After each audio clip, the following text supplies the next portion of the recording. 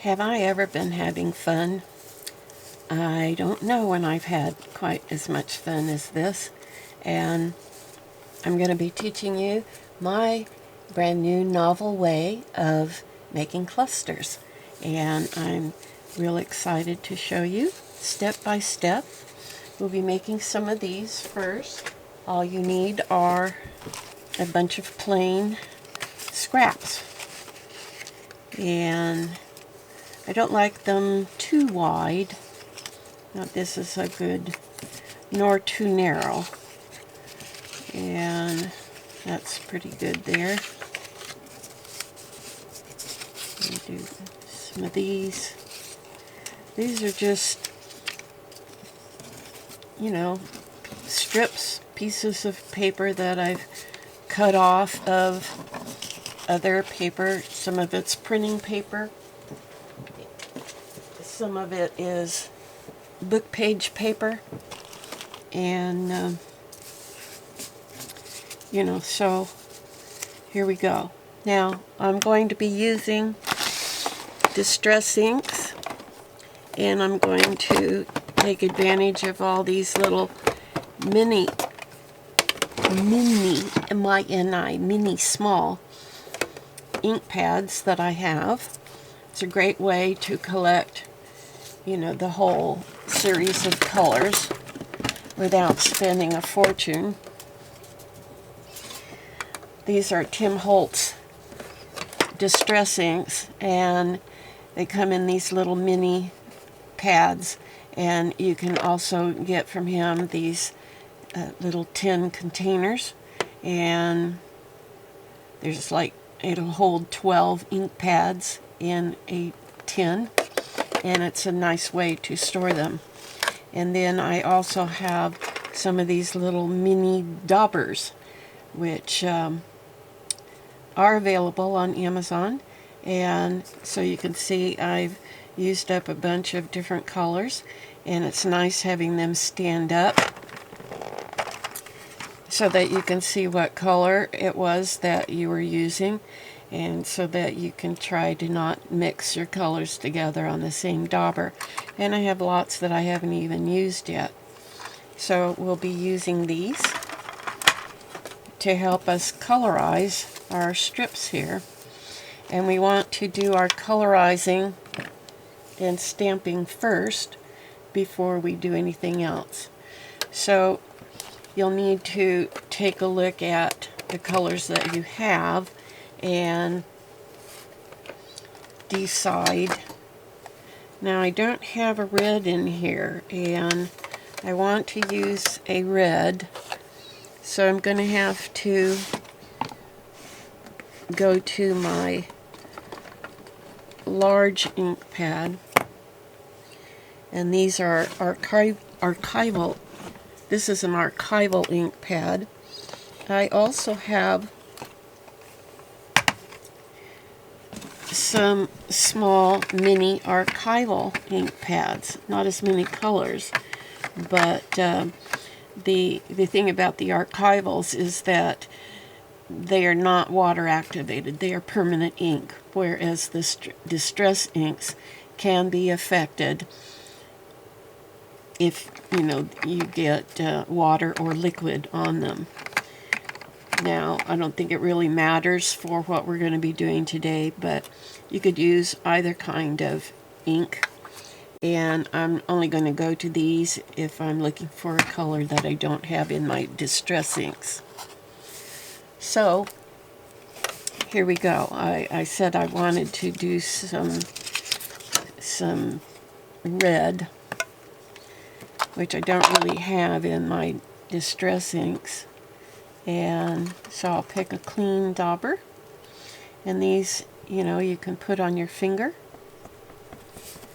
and we're just going to be randomly smudging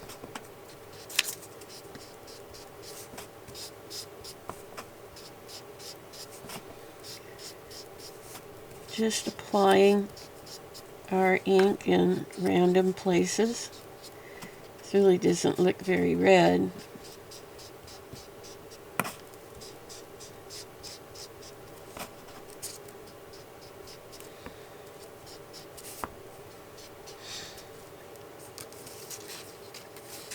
Don't worry too much about getting, you know, a circle from your dauber on it, because once we get everything done, we're going to be doing a lot of this, and it's all going to run together and you won't even likely notice it. So, you know, just get the color on. Okay, now I want to pick colors that are going to look and feel good with this red. Can't really tell if it's a cool red or a warm red. It's kind of right down the middle of the road, so I don't think we need to worry too much about what colors we mix with it.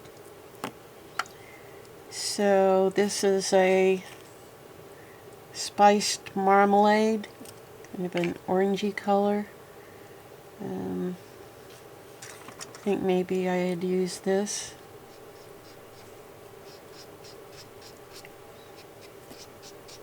And you'll be able to tell right off the bat. I think I accidentally, out of habit, went to that ink pad. You'll instantly be able to tell whether a color that you put on is going to look nice with the other colors that you have. And obviously, if you don't like it, the first one you do, don't continue. You know, find a different color. It's important that your colors look good. If they don't, you're not going to want to use it in a journal or anywhere else. Okay, so we've got a pretty good distribution. You'll want to have at least 3 colors or more. We don't want to go crazy with it and have it turn into too much of a multi-colored.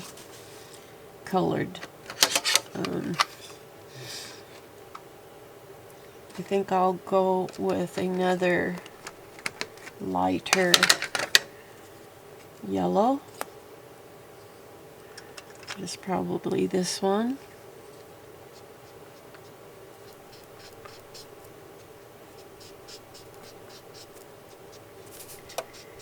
See how those look really nice together? And you can go over other places that you put other color on to beef up an area.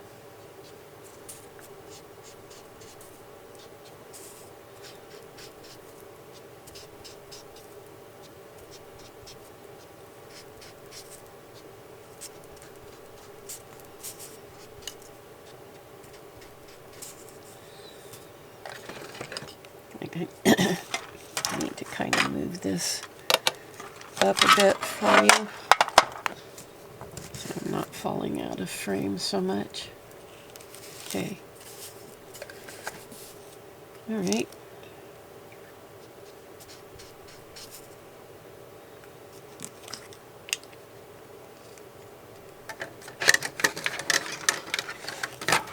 That was mustard seed.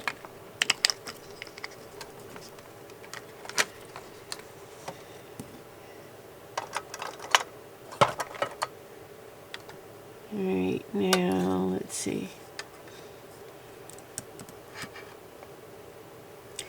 I think I need something a little on the dark side now. So I'm going to try out this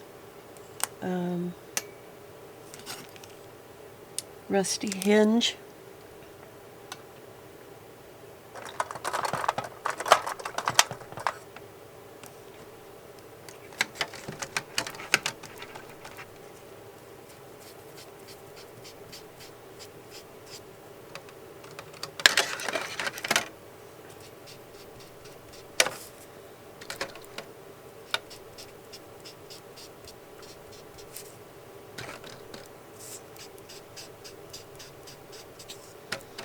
It's up to you whether you want a particular color to dominate or not.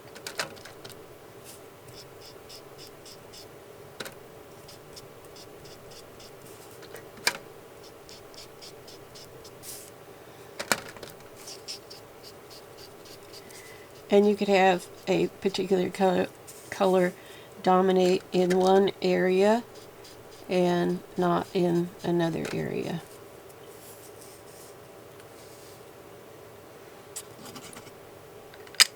Okay.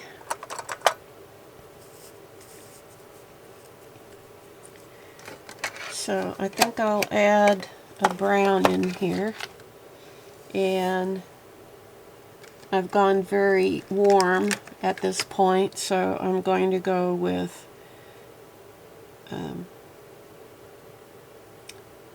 brushed corduroy. Looks warm. Also, vintage photo I know is a warm brown. So, okay.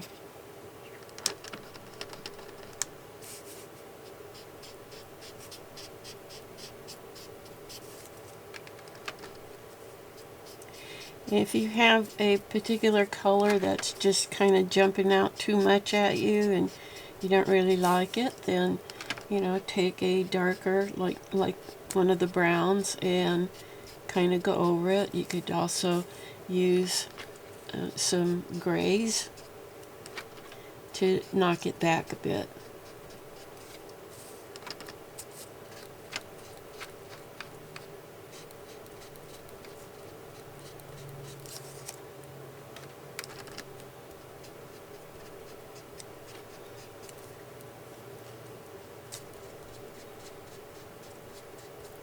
Now we don't want to go too dark with anything because we're going to be stamping and doing other things on top, and we want to have a nice contrast and you know, have our background be light enough that we're going to be able to see what we've stamped. And so we're just, you know, not trying to go too overboard.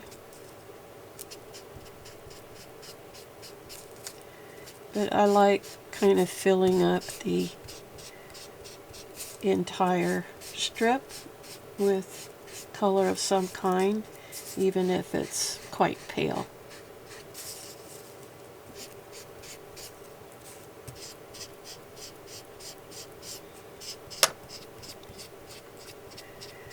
And getting a bit of a blended look instead of a spotty look. We'll save the spots for later. I'll show you what I mean. Okay.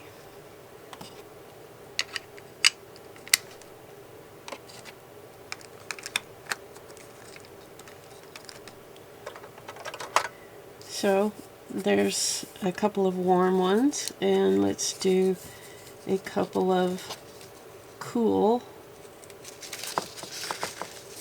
strips.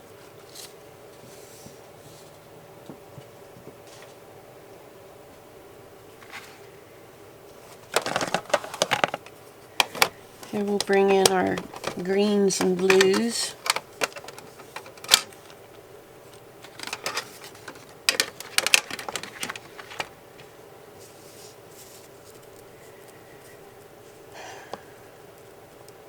And I have, while I bought these mini pads at different times and they had different colors in them, I have arranged them in my tins according to color. So I've got everything in a greenish, bluish vein here, more of my neutrals, you know, my browns, grays, and yellow, and, you know, anything that's kind of in a category of its own, like this green here. And then I have my oranges and reddish tones and pink tones in my other one. I have another tin on hand so that the next time I buy any mini pads, I'll have a storage already and waiting for them. Okay, so what do we want to do here? I think I'm going to start out real cool and go with this crippled sapphire. Looks like it's going to be a real cool color, and I don't think I've used that yet. Oh yes, very cool.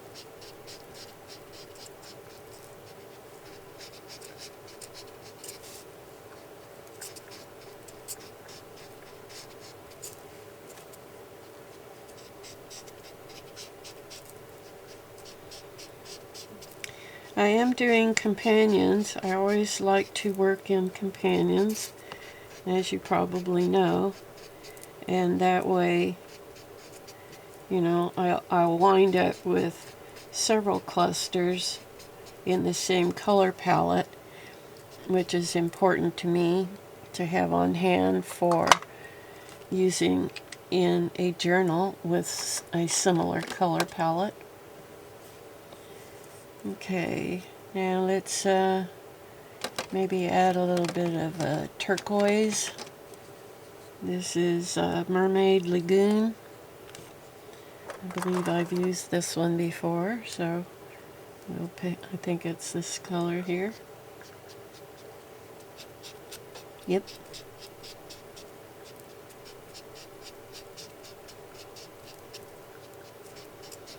And notice I'm blending this in with the former blue.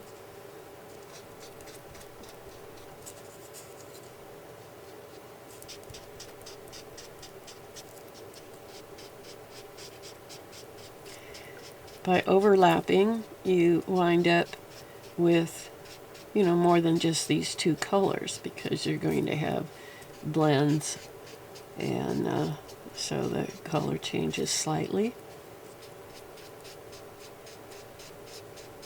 And that's always a good thing. Okay.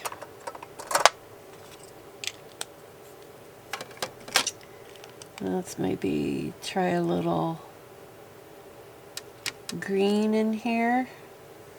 Let's maybe try a little darker green.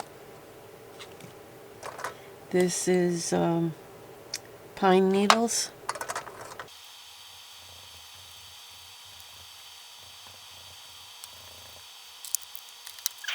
I think I'm going to go kind of triadic. I love a triadic color scheme.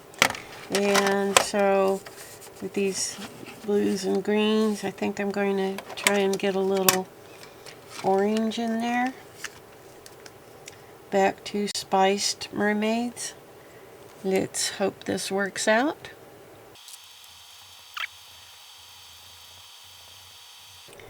See, that just really punches it up. And I love the muted tones I get when I overlap.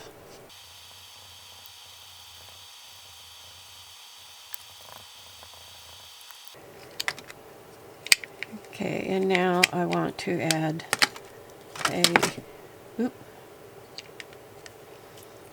I want to add a brown in here to these as well. I think I'll go with a cool brown. Now let's try this ground espresso.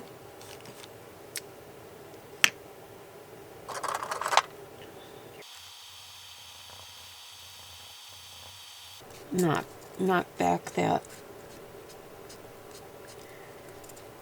orange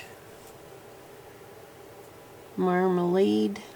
Knock it back just a little bit so it doesn't jump out and scare me. This way, you know, by adding brown in, since we use so much coffee dyed or tea dyed paper that has brown, this helps act as a bridge to what is probably already going to be there in the journal, assuming you're going to use these for a journal, or, you know, even to put on a pocket or a tuck of some kind, envelope. We're almost always going to have some brown or some black, and so by adding some of that in, it helps tie it all together and make everything look a little more cohesive. Okay, now I'm going to do some stamping, and of course you can always stamp with your colored inks, but I prefer at this point, for what I'm doing, to use strictly black ink.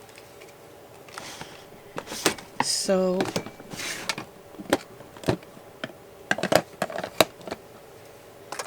oh, here you are, hiding over here.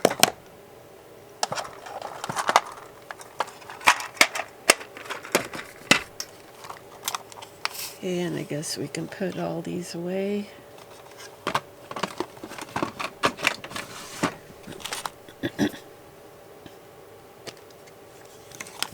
Okay.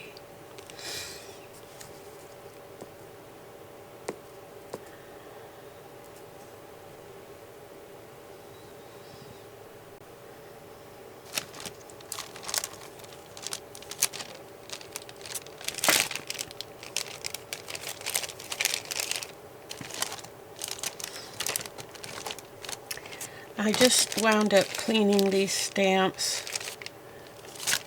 and so I don't want to dirty them up again. I think I'll try using something different. And I like these sewing stamps and these postal stamps. So let's maybe do some of this.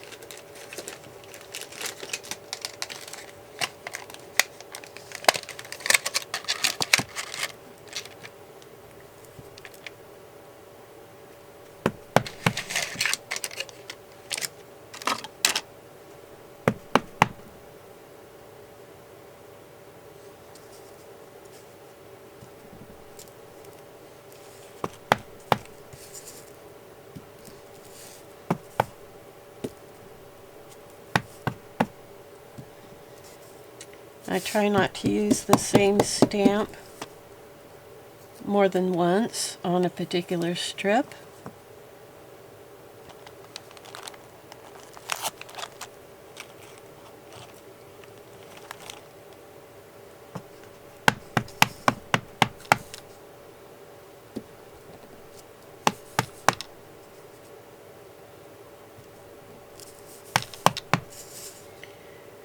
And you can angle them, they don't all have to show.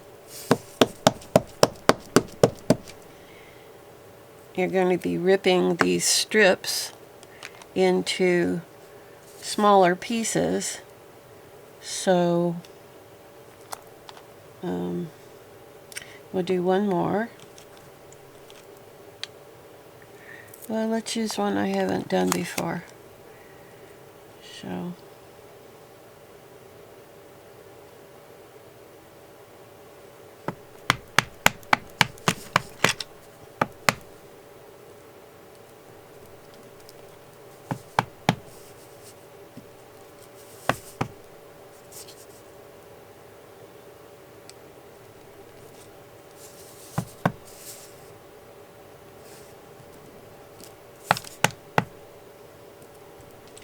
and notice I go in a different direction.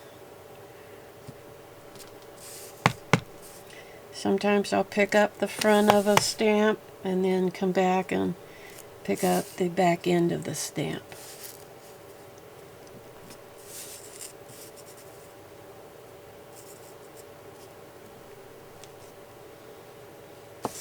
Okay. That's enough stamping. And now we're going to get to the really fun drama part.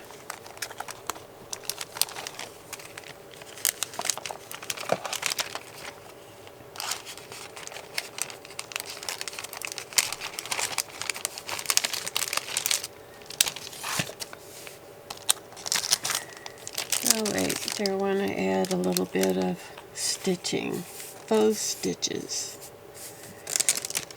Maybe I do.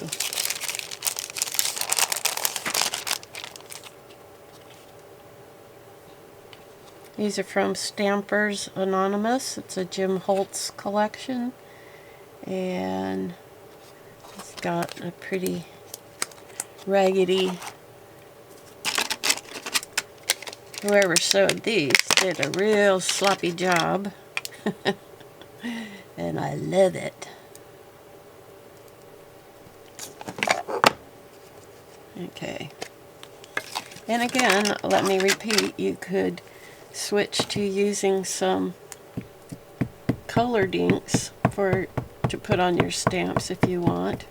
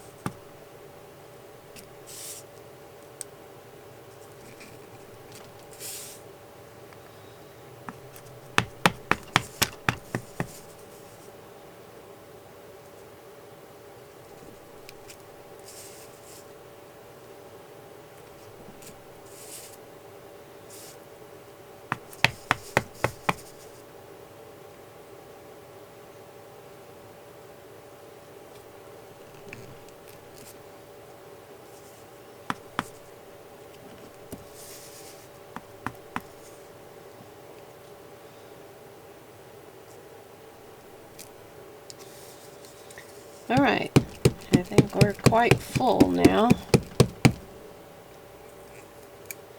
And these I consider still part of the background.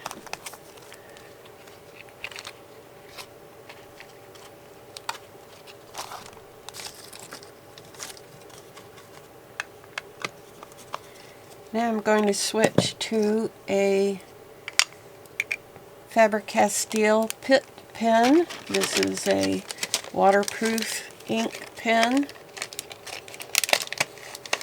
And I'm going to use their the bold tip, which is like a brush.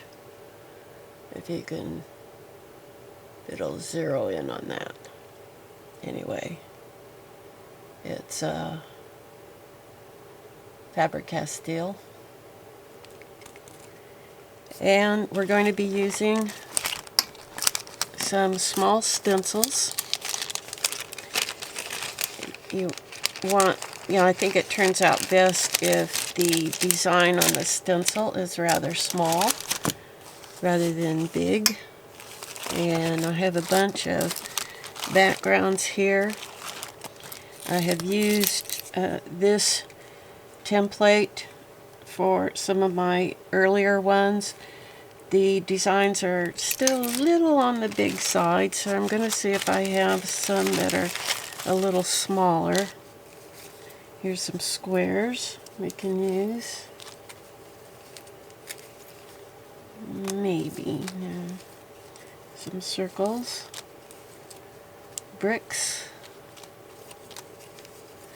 I don't want anything representational.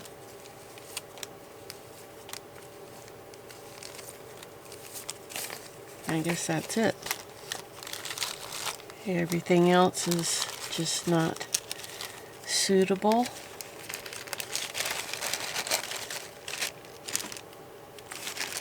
This one is a maybe. Some maybes in here. But let's start out with the circles and the squares, or checkerboard, or gingham, whatever you want to call it. So I'm going to pick a spot that's a little bare, that doesn't really have much stamping, and I don't mind if I cross over into a stamped area. And I'm only going to pick a small section, and I'm going to use my brush and my stencil here to make a small, very bold design.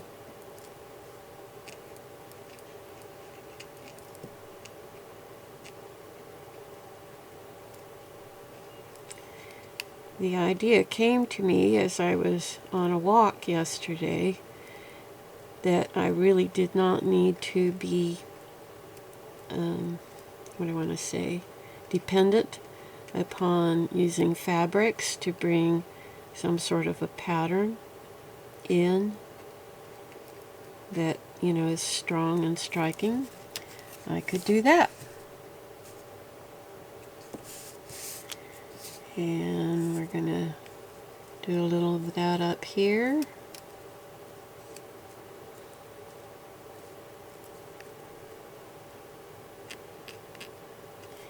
Now the key to this is to,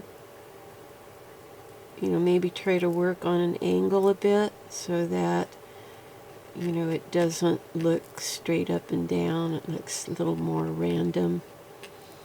And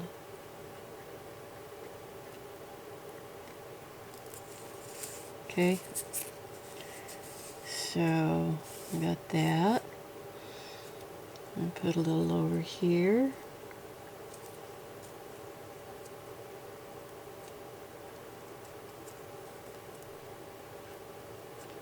Oop. Sure, hold it down. Good.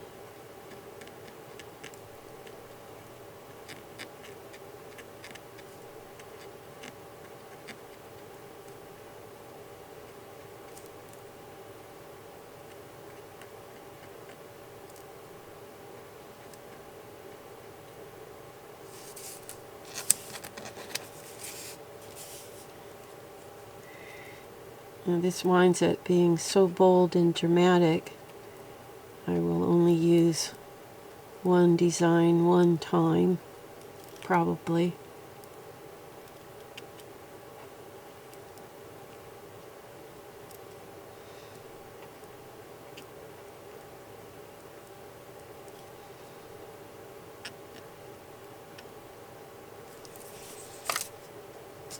Right? I like that. Okay. Alright. Try some little squares here to change it up. Got a little too much stamping here, so we're going to just cover some of that up with our squares.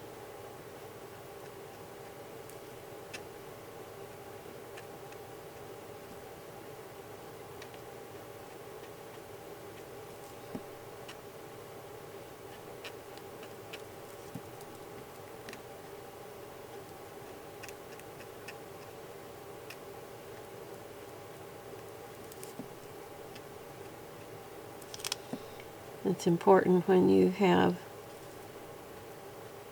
you know, squares or something that has specific corners that you give a little extra attention to get into those corners.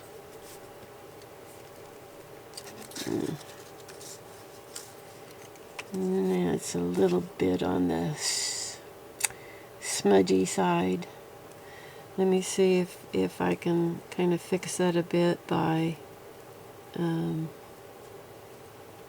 just putting a little more there. Where did how come it's not lining up?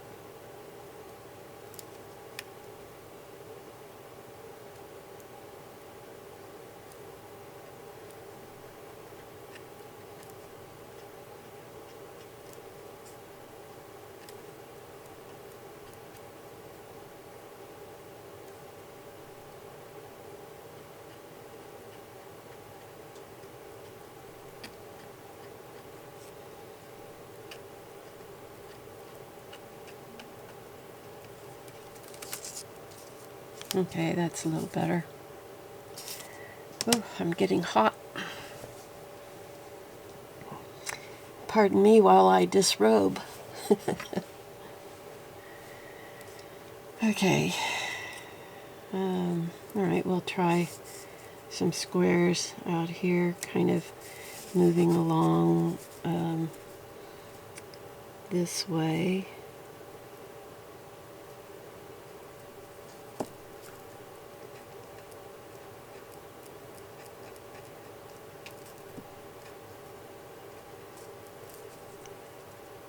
And be careful you hold it down. This darling. Oh, dear, paper in place.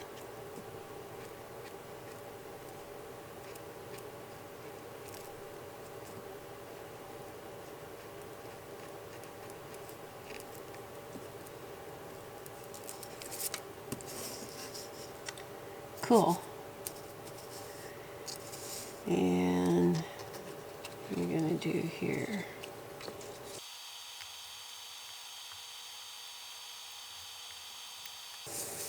See, real random. Random. I think that works best.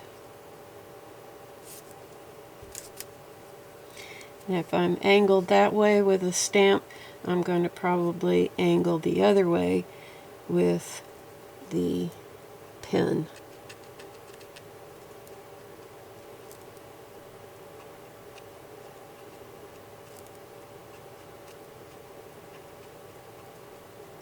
Just, you know, mix it up. And above all, have fun.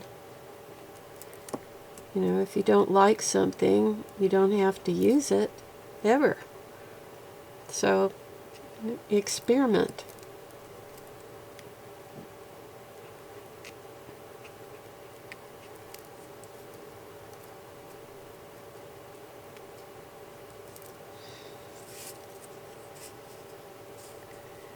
Alright, so we've got some circles and squares on each one.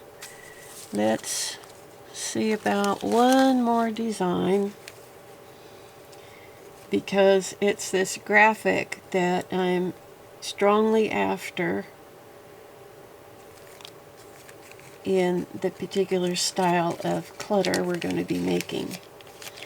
And I do not want to have to rely on fabrics in order to get, you know, some sort of interesting looking design shape.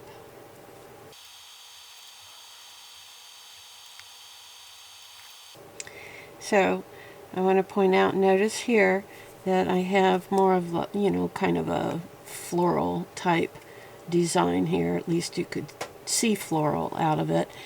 But I don't put the center of the design in the center of the paper. I always go, you know, above or below center, and then it just works better. And, you know, like a partial design is better than the full design.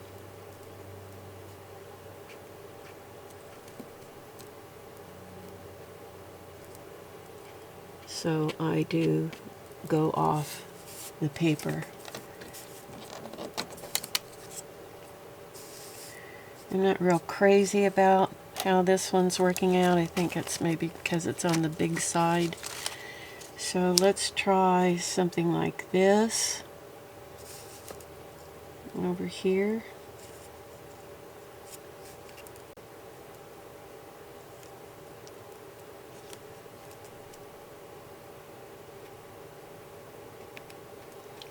These are sort of like random bubbles.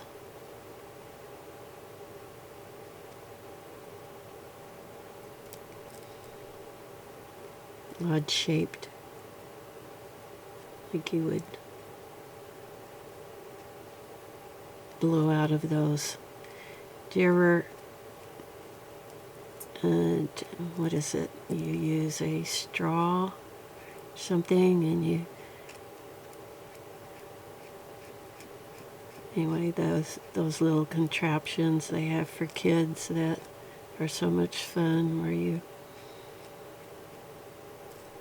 turn some water into almost like a bubble bath, and then you blow out or push out these little bubbles that float off into the air. I used to do that with my kids. I'm sure you have too if you have kids.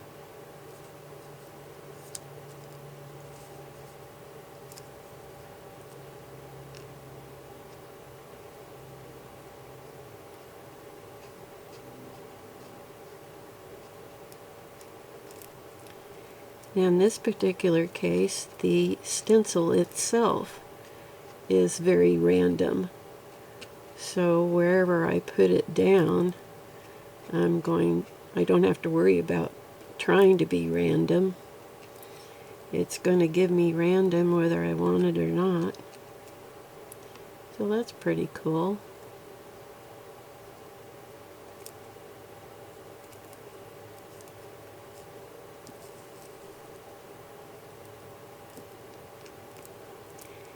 And you can move it if you don't like a particular shape next to something you've already done. Just move your stencil. Okay, so yeah, now those are pretty well complete. You don't want to overdo a good thing. If you do too much of it, it's just too much, and then that becomes boring. So now let's do a whole series of these tiny little ones here.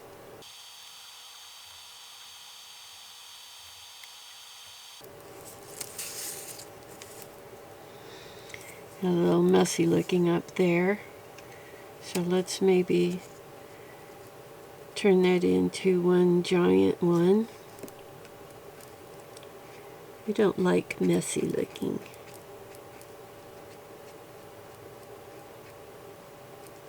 And if you can't fix something you don't like by just, inking over, then, glue something on top. You are never in a place where you have to accept whatever it was you got. I'm going to switch up now to some straight edges.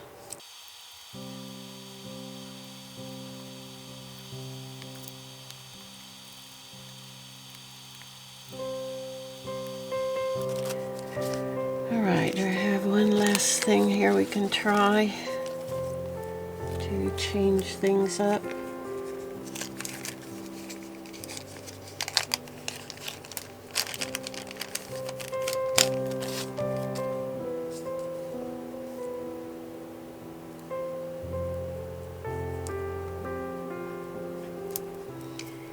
There's also nothing wrong with freehanding if you're good at doing that and happy with what you're able to do. By all means, freehand it if you're good at that.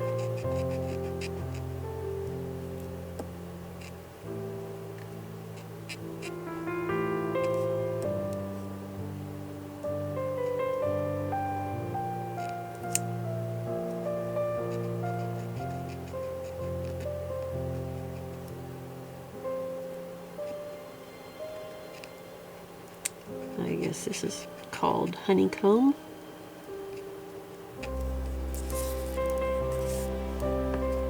I think that will do us, and we'll be able to get quite a few very interesting looking clusters out of that.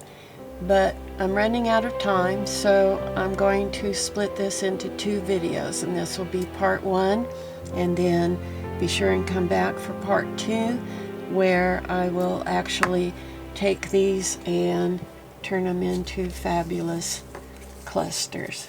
That'll be a lot of fun.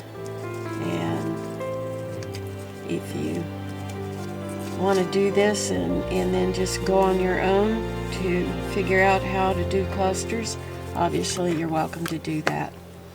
But yeah, this is really a fun start, and I'm really looking forward to see what I am going to come up with after everything is said and done. So if you've been with me this far and you like this content, please give the video a like and and share the video with other people that you know that love crafting, and leave me a comment. Make suggestions, ask questions, whatever. I'd love to hear from you.